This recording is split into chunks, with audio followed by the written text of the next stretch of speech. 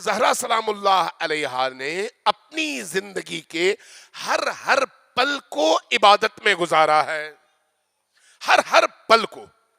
اب آپ کہیں گے کہ اگر ہم مصلی پہ بیٹھے رہیں اور عبادتیں کرتے رہیں تو پھر کھیتی باڑی کون کرے گا، کاروبار کون کرے گا، بچوں کو کون پڑھائے گا، گھر کا سودا سلب اور خرچہ کہاں سے آئے گا؟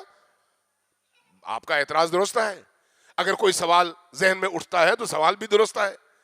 اس کا جواب کیا ہے؟ کس نے کہا کہ عبادت صرف یہ ہے کہ آپ مصلی پہ کھڑے ہوں؟ کس نے کہا کہ عبادت صرف یہ ہے کہ آپ قرآن کی تلاوت کرتے رہیں؟ کس نے کہا کہ عبادت صرف یہ ہے کہ آپ زیارتیں کریں اور مناجاتیں کریں؟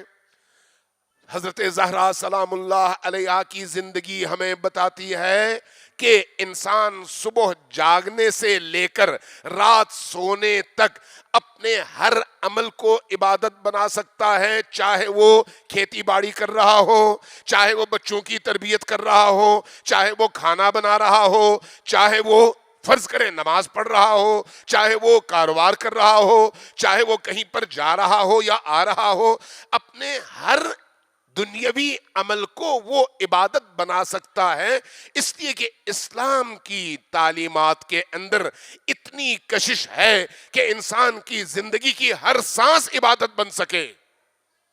یہ اسلام کی خصوصیات میں سے ہے، اور اس خصوصیت کا اظہار نبی کریم نے بھی فرمایا، اور حضرت زہرا سلام اللہ علیہا نے اپنی عملی زندگی کے ذریعے سے بھی وہ چیز ہمارے سامنے رکھی۔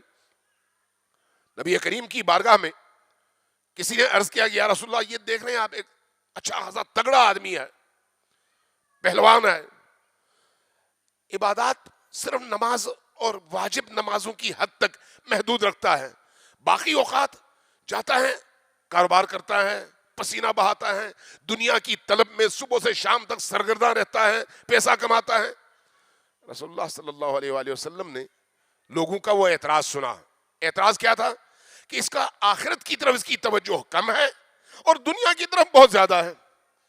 رسول کریم نے جب یہ سنا تو مسکرائے، فرمایا کہ اگر یہ شخص یہ جو محنت کر رہا ہے، یہ جو مشقت کر رہا ہے، یہ جو پسینہ بہا رہا ہے، اگر نیت یہ کرتا ہے کہ اس محنت کے نتیجے میں، اس پسینہ بہانے کے نتیجے میں جو دولت اس کو حاصل ہوتی ہے وہ حلال کی راہ میں خرچ کرے گا، اس سے اپنے گھر والوں کو حلال کی روزی پہنچائے گا، اس کے ذریعے سے اپنے بچوں کی دینی، قرآنی اور ہماری تعلیمات کے مطابق تربیت کرے گا، تو اس کا وہی نوکری کرنا، کھیتی باڑی کرنا، مزدوری کرنا، پیسہ کمانا، جس کے پیچھے یہ پاکیزہ نیت کار فرما ہے، اس کا وہ سارا عمل عبادت ہے، اسی طرح جس طرح تمہارا نماز پڑھنا عبادت ہے۔